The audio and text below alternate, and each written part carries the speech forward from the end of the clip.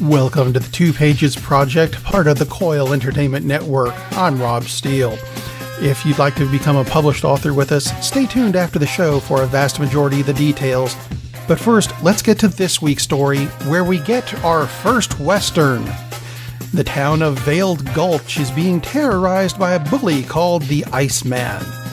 But one man will stand up to him. Give a listen to a tale called The Dragon Weavers by Henry Radcliff.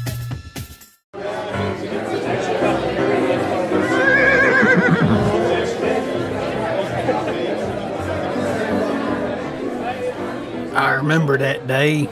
Remember it well. Town of Veiled Gulch never really had much adventure going on. Mostly a quiet farming town. A few farms had cattle, but mostly just fields of wheat as far as the eye can see. Of course, that's once you climbed out of the canyon itself. The town's name's a bit misleading. It's not so much a gulch as it is an open-top cave. Original settlers stumbled upon it by accident heading up the Oregon Trail. Ground completely flat in every direction, except this canyon that just opened up.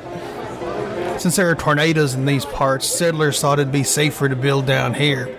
So they did. The canyon's a few miles long, and they only built about a mile in on the east side.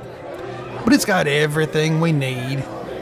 General store, feed shop, church, pharmacy where old Doc Ned keeps everyone healthy. Got a jail too, not that we needed it much. Usually just when someone gets a bit too rowdy here in the saloon. Not sure why they call it the Crimson Pirate though. Ben Cope runs it. He says he used to be a pirate before his yearning to come out west. But no one who's ever come through here has ever heard of the Crimson Pirate. The pirate, not the saloon. There's even a trail up top for the wagons to bring in supplies. Top of the trail, that's where you met Booker Elliott. He keeps a watch on everything. He set up his house at the top of the trail and checks everyone that comes in or out. Claims to be part of our local law enforcement, but Sheriff Townsend denies it. Of course, he doesn't do anything about it either. Not many people leave the town. All the houses are down here and lined up all nice and pretty. Only got the one road, so it's easy to find everything and everyone. Canyon roof is only about 50 feet across, but it widens a lot down here. Feels like we have a roof over our heads at all time. It's nice and safe down here. Even watched a tornado pass over a few months ago. Lots of wind down here, but nothing compared to topside. But you were asking about that day. I suppose I need to tell you a little bit about who was involved first.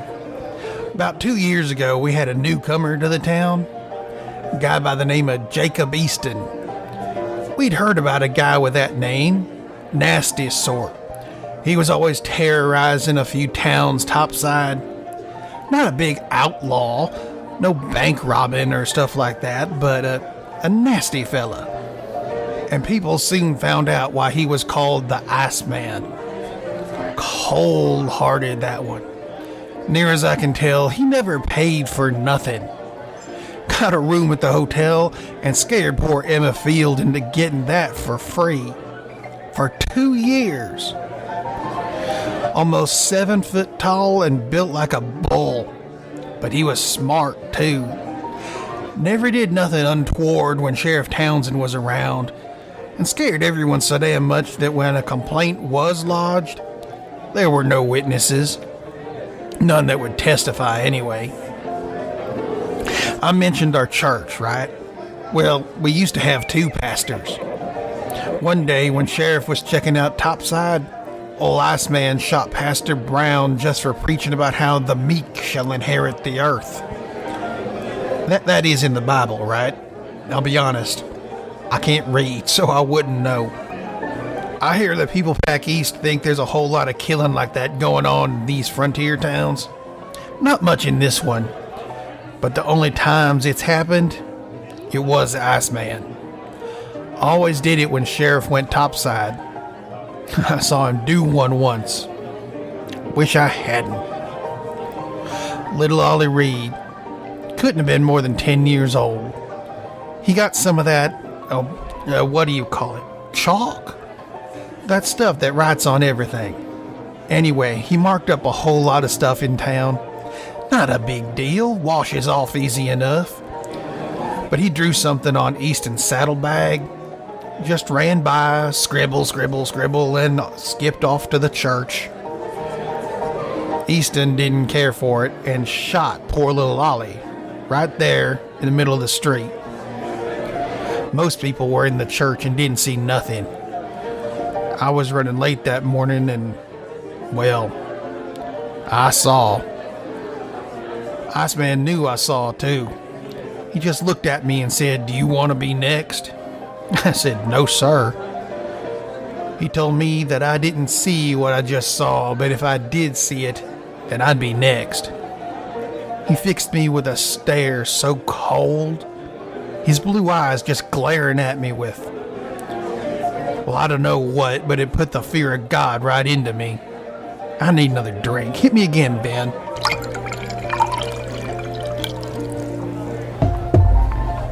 Thanks. But then we had someone stumble upon our little town. Found out later the Ross family, the most prominent and rich we got around here, hired this man to come and weave what do you call those rugs you hang on a wall? Tape pastry? Whatever. One of those. And this guy was supposed to be one of the best. Came from even farther west than we are. Here was San Francisco. Anyway, he was an odd-looking fellow. His skin was dark, but not like one of them Africans. About halfway between mine and one of them. His eyes were different too. Weird shaped. And I don't think he ever opened them all the way either. Walked into town with a mule on a rope. No way he walked here from California. Must have brought that mule with him on the train. That can't be cheap. And that mule was covered in rolls of fabric and saddlebags.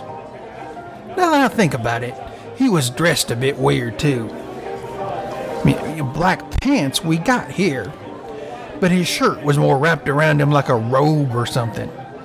He wasn't wearing boots. Well, not proper ones anyway. They was black too, and looked like one of his toes was too big for it since it had a place to itself. Iceman saw him coming into town, and you could tell there was something that just set him off. Of course, he got here the day after one of the sheriff's topside visits, so it'll be another week before Easton could do anything about it. Well, this new guy settled in at the Ross estate. I say estate. I mean, it's the biggest house in the valley, but, whatever. I even met the new guy when he came into the store. Said his name was Taichi Kita, and he was from Japan. I never met one of them Oriental people before. He was a very polite guy. He bought a few needles and some fertilizer. I asked him what he needed the fertilizer for and making a rug, and he said he was also growing some special plants. He told me more about them, but I don't remember what it was. He came into town about the same time every day. Even came in here once. Drank water, if you can believe that. I mean, who comes into a saloon and drinks water? Well, Iceman was in here at the time and just stared a hole through him the whole time.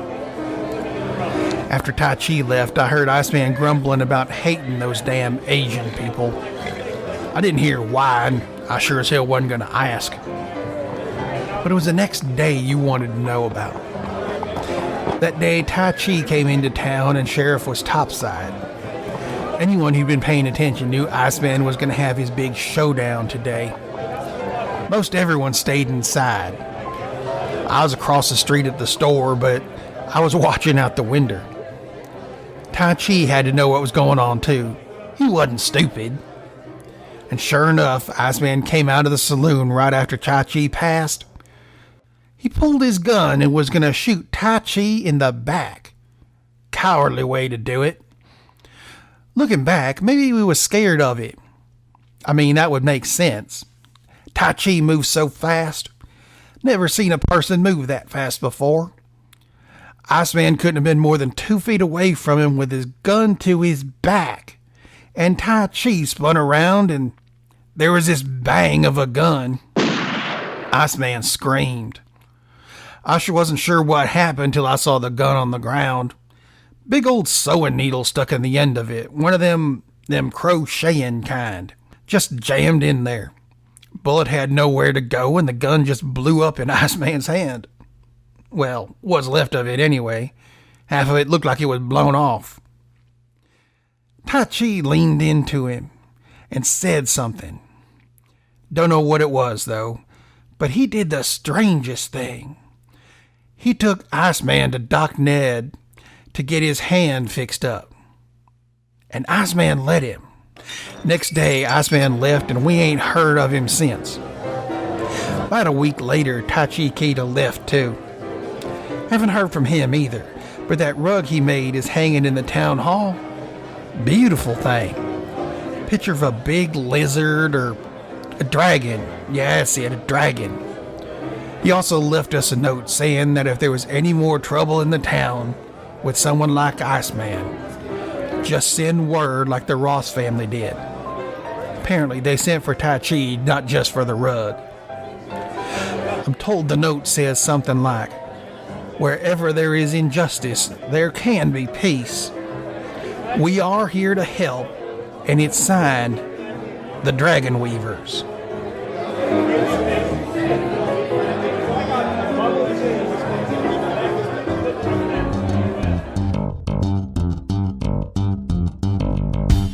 If you'd like to have your story on the show, which is the reason we're here, send it to us. Check out the website, twopagesproject.com, for the rules, and we'll take your short story and publish it first as an ebook on the website. Then we'll turn it into an audiobook on the podcast. And when we've got enough stories, we'll turn it into an actual book that you can buy at a store. Money could be involved at some point. If you'd like to submit a story, email it to contact@twopagesproject.com. We'll be open to any type of story you want to send us, not just Western. Today was a first, but mystery or sci-fi, fantasy, melodrama, romance if you're into that kind of thing. Yeah, I stole that line. Whatever you want to write. Just submit your story for the audiobook treatment and publishing on our website. Just use the email address contact@twopagesproject.com. And don't forget to pass the show around because it's free and it's fun. Best way to do so is with that share button on your Facebook page. That's a hint. But speaking of Facebook, don't forget to check out the website and like the show on Facebook and follow us on Twitter and everything. And while you're at it, go ahead and subscribe to the show on iTunes or through the Google Play Store. Or you can always listen to us on villageconnectionradio.com or even the Happy Hour Network. And don't forget to follow all the Coil Entertainment Network shows on Pinterest or YouTube. And while you're doing that, see, I've got so many things for you to do, but they're all easy. By checking out the Coil Entertainment Network store, where we've got t-shirts and hats that all go to support the network. So please check that out. And if you're interested in being part of the audiobook process, whether as a voice in the story, or if you have music that might work as a background song, send it to that same email address, contact@twopagesproject.com. We look forward to hearing from you. So until next week, be safe and keep writing.